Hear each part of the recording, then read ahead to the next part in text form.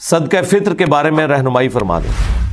صدقہ فطر کے بارے میں نے تفصیلی ویڈیو بھی ریکارڈ کرائی ہوئی ہے۔ دیکھیں، یہ ایک سا آپ نے دینا ہوتا ہے اناج، صدقہ فطر۔ بخاری مسلم میں آیا ہے کہ نبی علیہ السلام نے صدقہ فطر ایک سا مقرر کیا تھا،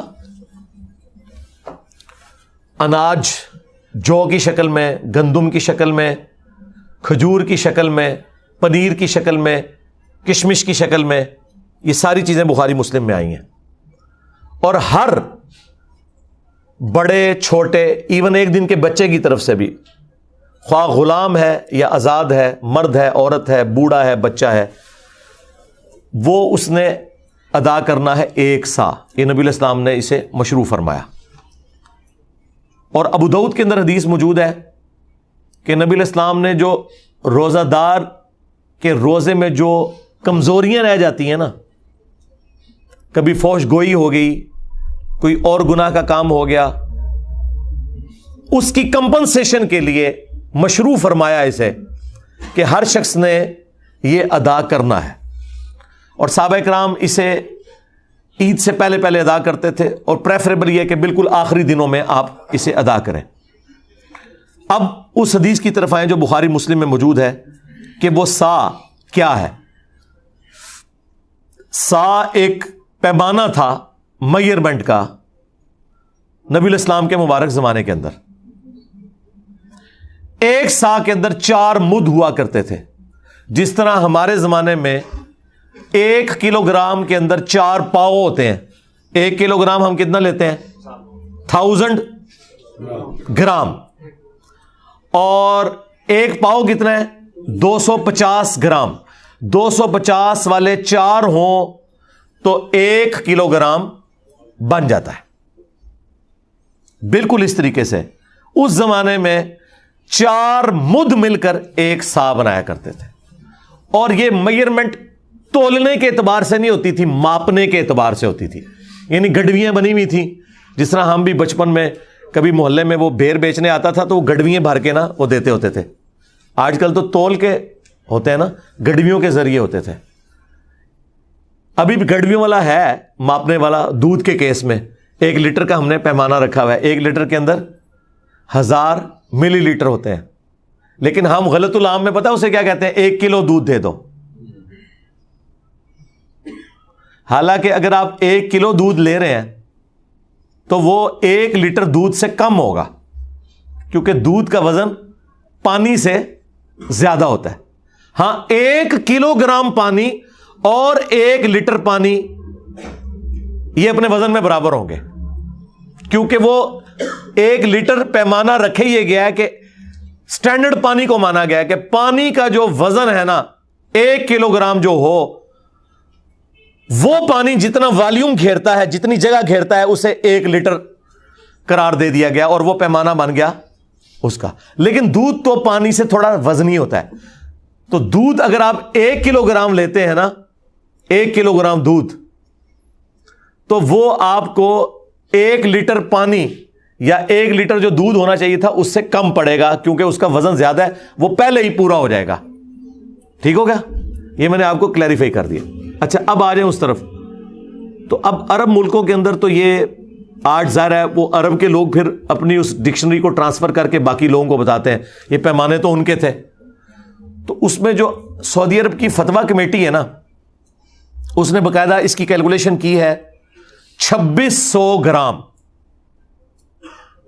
یہ فتویٰ کمیٹی نے جو ڈاکومنٹ نکالا نا، ویسے تو اگر یہ پورا 2500 گرام ہوتا تو ہم کہہ دیتے 2.5 کلو،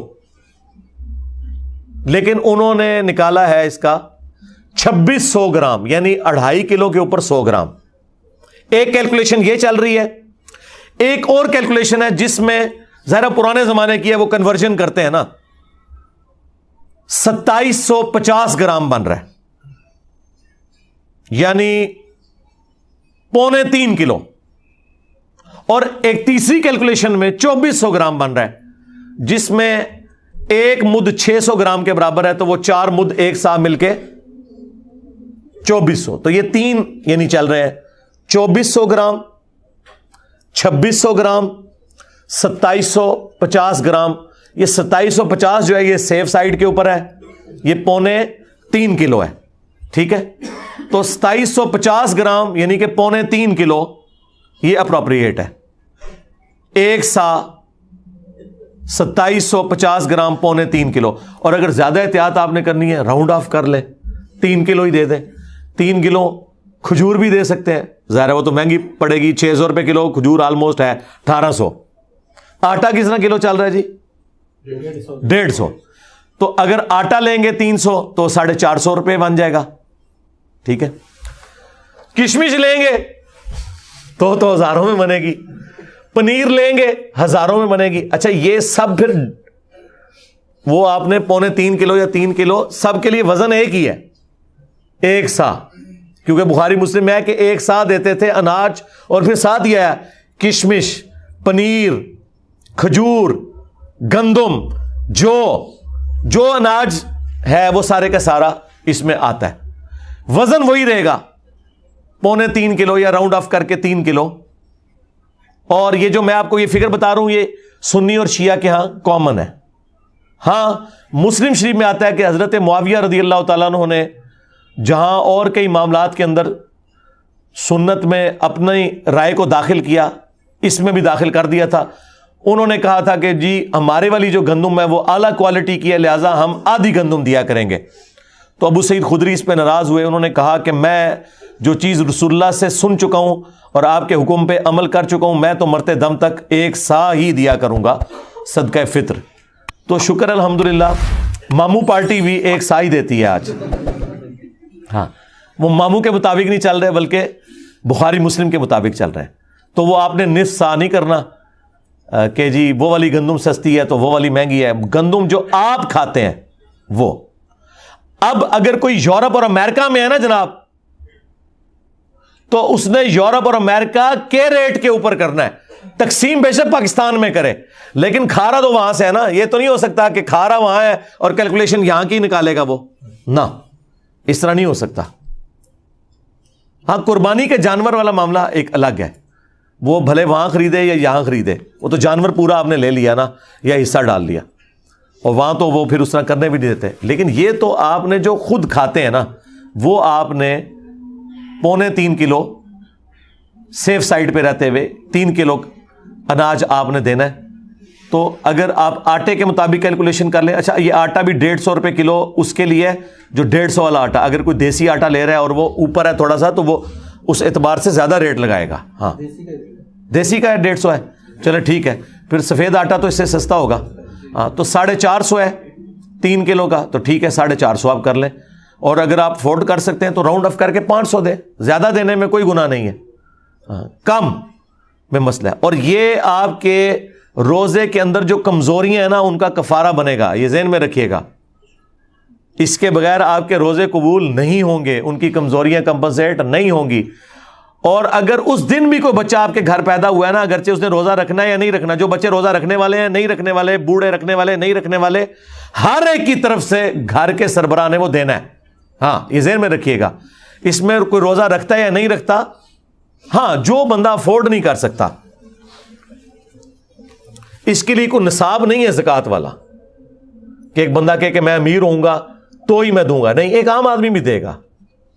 عام آدمی جو 2 وقت کی روٹی اپنی چلا رہا ہے اس کے لیے ایک صدقہ فطر کے برابر اللہ کی راہ میں خرچ کرنا کوئی مشکل نہیں, وہ دے گا.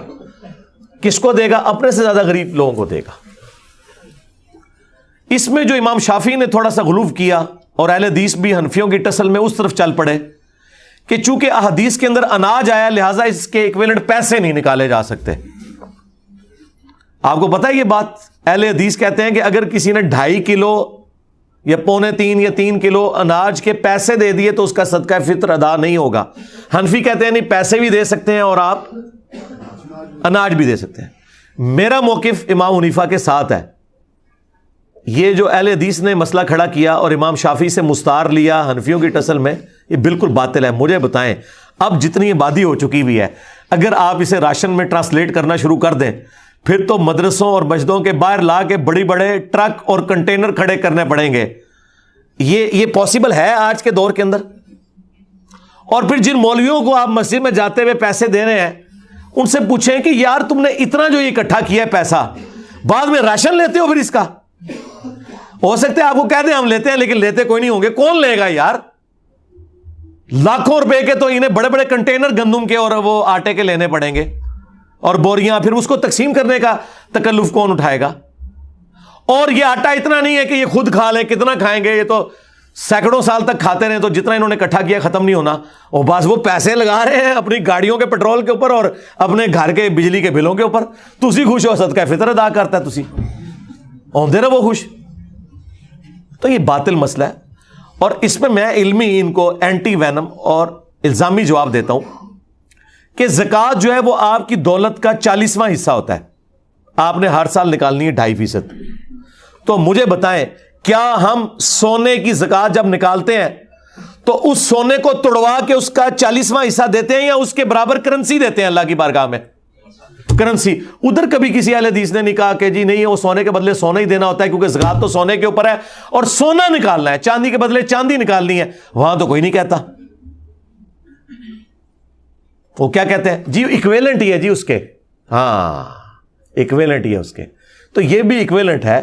ایک غریب آدمی کو آپ راشن ڈلوا دیں, ایک غریب آدمی کو راشن کے پیسے دے دیں, یہ ایکویلنٹ ہے صدقہ فطر کے بھی. اور اس طریقے سے قرآن میں جو ہے کہ روزہ چھوڑنے کا جو فدیہ آپ نے دینا ہے ایک وقت کا ہی کھانا ہے.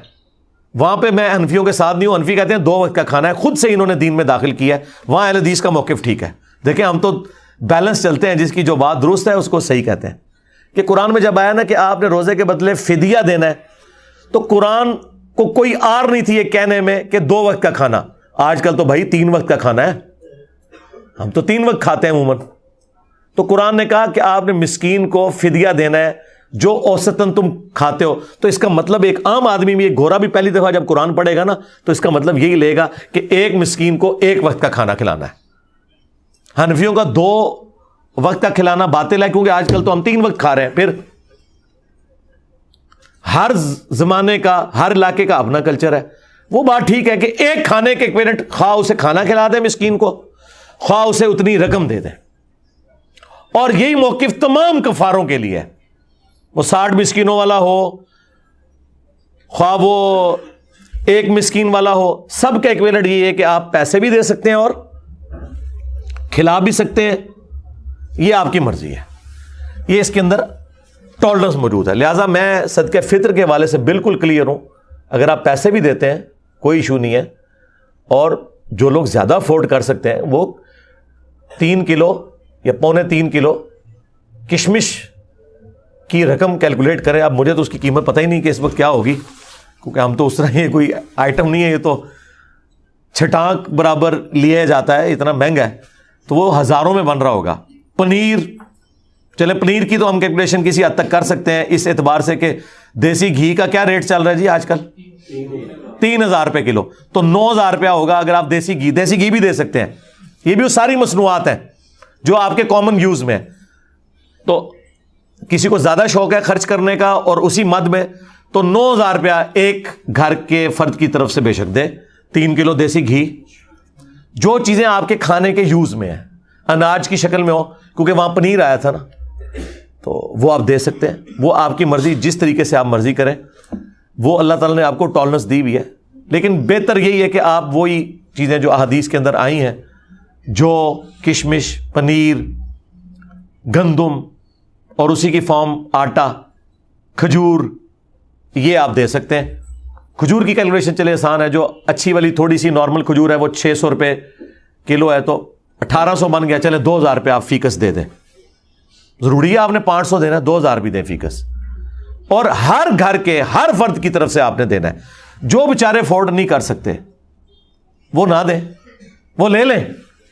ہاں ظاہر ہے اللہ تعالیٰ نے بیلنس کیا نا, زکوٰۃ دینے والے جبھی اپنی زکوٰۃ دیں گے جب کوئی لینے والا بھی موجود ہوگا. ہاں تو وہ لے لیں اگر نہیں دے سکتے. لیکن اگر وہ افورڈ کر سکتے ہیں تو وہ اپنے سے غریب لوگوں کو دیکھیں. دنیا میں ہر غریب آدمی سے نیچے بھی کوئی غریب آدمی موجود ہوتا ہے, صرف آپ کو نظر نہیں آ رہا ہوتا کیونکہ آپ نے چشمہ اپنا لگایا ہوا ہوتا ہے. اس لیے مسلم شریف میں حدیث ہے, نبی علیہ السلام نے فرمایا ہمیشہ اپنے سے نیچے والے لوگوں کو دیکھو, یوں تمہیں اللہ کی نعمتوں کے اوپر قناعت نصیب ہوگی, صبر آ جائے گا. اوپر نہ دیکھو, اوپر کا تو اینڈ ہی کوئی نہیں ہے. اچھا اوپر جہاں دیکھنا چاہیے وہاں اوپر دیکھتے ہی کوئی نہیں, اور وہ ہے آخرت کے معاملے میں. ادھر کہتے ہیں بڑے گناہگار آ جی, کتنے نبی صلی اللہ علیہ وسلم انہوں نے صحابہ, ٹھیک ہے, یعنی وہ یہ کہہ رہے تھے ابو جہل پڑھنا جائے, سانو یہ نہ کہو کہ ابو بکر عمر عثمان و علی کے راستے پہ چلے. جہاں ہمیں کوشش کرنی چاہیے اعلیٰ درجے کی کہ ہم پیغمبروں کا پڑوس جنت میں حاصل کریں, وہاں کہتے ہیں بڑے گناہگار, اور دنیاوی معاملات میں دوسری طرف چل پڑتے ہیں. یہ انسان اپنے آپ کو دھوکہ دے رہا ہوتا ہے, اس سے زیادہ کچھ نہیں ہے. اور نبی علیہ السلام نے بالکل اپوزٹ اس کے تعلیمات دی ہیں. بخاری مسلم میں حدیث ہے, اے اللہ محمد اور آل محمد کو بس اتنا ہی رزق دینا کہ ان کی روح اور جسم کا رشتہ برقرار رہے, بس سانسیں میری چلتی رہیں, اتنا رزق کافی ہے. ہاں, بخاری مسلم دونوں میں حدیث ہے. ہم عائشہ سلام اللہ علیہا کہتی ہیں کہ بعض اوقات 1 مہینہ, بعض اوقات 2-3 مہینے بھی گزر جاتے تھے, ہمارے گھر چولہا نہیں جلتا تھا. 2 کالی چیزوں, کھجور اور پانی کے اوپر گزارا ہوتا تھا, اور وہ بھی ٹنوں ٹن نہیں, 2 کھجوریں صبح 2 شام کے وقت, یہ ٹوٹل خوراک تھی. اور ایک میٹھا پانی کا پیالہ جو اس زمانے میں کئی میلوں سے پیدل بھر کے لانا پڑتا تھا, تکلیف دہ کام تھا. اس لیے پانی بھی کوئی تھوک کے صاف سے نہیں تھا جو آج آپ ٹوٹیاں کھول دیتے ہیں.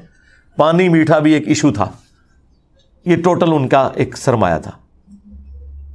اور پھر وہ رکت انگیز حدیث جو بخاری مسلم کی ہے,